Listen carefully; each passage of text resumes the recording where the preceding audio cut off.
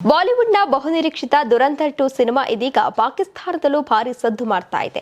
ಮೇ 14ರಂದು ನೆಟ್ಫ್ಲಿಕ್ಸ್ನಲ್ಲಿ ಬಿಡುಗಡೆಯಾದ ಕೆಲವೇ ಗಂಟೆಗಳಲ್ಲಿ ಸಿನಿಮಾ ಪಾಕಿಸ್ತಾನದಲ್ಲಿ ನಂಬರ್ 1 ಟ್ರೆಂಡಿಂಗ್ ಸ್ಥಾನಕ್ಕೇರಿದ್ದು ಪ್ರೇಕ್ಷಕರು ಮಧ್ಯರಾತ್ರಿಯವರೆಗೂ ಕಾದು ಸಿನಿಮಾವನ್ನು ವೀಕ್ಷಿಸಿದ್ದಾರೆ.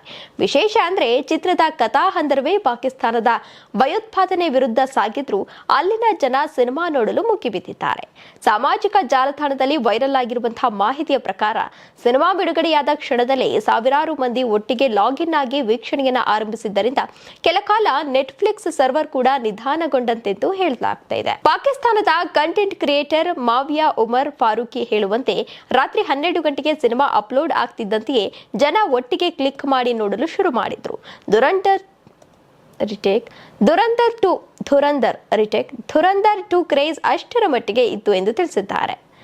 ಈ ಹಿಂದೆ 2025ರಲ್ಲಿ ಬಿಡುಗಡೆಯಾದ ಮೊದಲ ಭಾಗ ಧುರಂಧರ್ ಕೂಡ ಪಾಕಿಸ್ತಾನದಲ್ಲಿ ಭಾರಿ ಜನಪ್ರಿಯತೆಯನ್ನು ಗಳಿಸಿತ್ತು. ಪೈರಸಿ